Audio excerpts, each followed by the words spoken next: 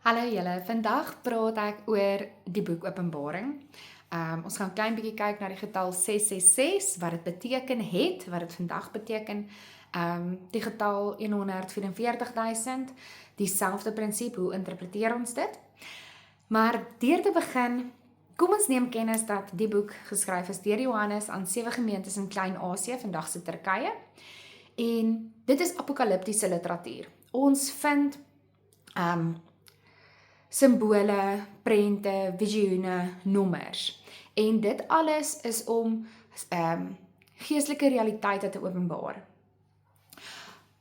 As ons dink aan 'n politieke spotprentjie waar 'n leeu 'n lam eet, dadelik dink ons aan magsmisbruik, reg? So as jy dink aan die boek Openbaring, dan is jy veronderstel om ook min of meer so 'n idee te hê. Elke prent, elke visioen, elke nommer het 'n betekenis, 'n dieper spirituele betekenis. Daar is 'n koneksie wat die mense in daai konteks kon maak met alles.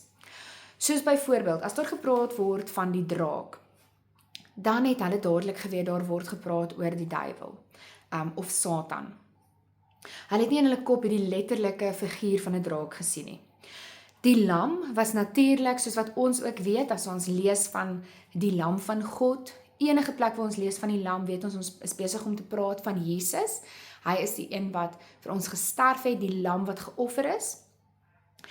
En dan die 666 en die 144.000. Hier raak ons so klein bietjie de mekaar, want nou weet ons nie wat die mense in daai konteks verstaan het nie. So nou kyk ons na die konteks. In die antieke wêreld het nommers ongelooflike diep betekenisse gehad. Soos byvoorbeeld 7 het natuurlik God verteenwoordig. Dit was God se nommer. 777 is die heilige nommer. 6 val net kort van 7. So met ander woorde, dit was onperfektheid of rebellie teenoor God word uitgebeeld deur van 666 te praat. Die Hebreëse grammatika waar letters numeriese waardes het.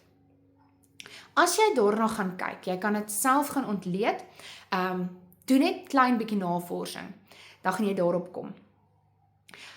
Dan beteken 666 verteenwoordig keiser Nero. So wanneer die mense die teks of die brief gelees het, het hulle dadelik geweet, 666, as jy dit gaan ontleed in die grammatika, dit verteenwoordig keiser Nero. So hulle het geweet, ons is besig om hier te praat van die magsmisbruik, wat gekoppel is aan keiser Nero, hierdie wrede Romeinse keiser, wat mense op fakkels aan die brand gesteek het langs die pad. Hulle was so onderdruk, die hoorders, die lesers van hierdie brief was so onderdruk, hulle het klein gevoel, hulle het magteloos gevoel, hulle was bang.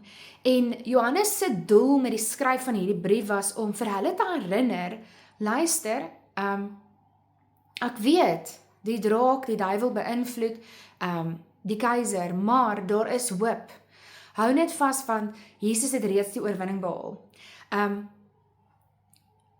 Moenie gelyk word aan die wêreld nie, moenie ingee aan die wêreld mag nie. Moenie geken word deur iemand wat nie in Jesus Christus glo nie. Onthou dat 666 die boosheid lyk sterk, maar Christus het reeds die oorwinning behaal. Nou laastens, as ons kyk na die getal 144.000, wanneer jy die 12 stamme en die 12 apostels vat en jy maal 12 met 12, dan kry jy 144. Maar nou vra jy, waar kom die 144.000 vandaan? So, 1000, 'n nommer wat heelheid verteenwoordig, is gevat en gemaal met 144. So 12 maal 12 maal 1000 is dan 144.000. Dit het die massa verteenwoordig van God se volk, God se mense. As ons praat van 144, dan is dit nie noodwendig presies daardie getal mense nie. Nee, dit beteken almal wat God sinne is, almal wat aan God behoort. So, as jy die boek Openbaring lees, doen my guns en gaan kyk na die konteks, kyk wie dit geskryf, vir wie het hulle dit geskryf, hoe het die mense wat dit gelees het, dit heel waarskynlik geïnterpreteer. Ja, ons kan vandag daaruit iets leer. Ons kan leer om nie die hele tyd te fokus op die 666, die boosheid nie. Kom ons fokus op die merk van God, om gekenmerk te word as 'n kind van God. Hoe belangrik dit is. En om die heeltyd te onthou dat die Here het reeds die oorwinning behaal. Ons is in daai tussentyd. Ons is daar waar ons wag dat hy weer kom en daar is druk. Daar is baie versoekings. Ek dink as ons dink aan vandag se weergawe van die draak of waar is die duiwel lustig, waar is die boosheid besig, dan dink ons aan hoeveel versoekings daar daagliks is. Dan dink ons aan mense wat te maklik toegang kry tot hierdie versoekings. Ons moet regtig begin besef dat die Here se tyd is naby en ons moet fokus om te lewe na God se wil. Die vraag is jy in so 'n verhouding met hom dat jy kan onderskeid tref tussen wat sy wil is en wat versoeking is. Mag jy 'n mooi dag hê en ek hoop jy is geïnspireer om weer die boek Openbaring te vat en om te lees. Al het jy hom al hoeveel keer gelees of al het jy hom nog nooit gelees nie. Doen navorsing. Leer ken jou Bybel.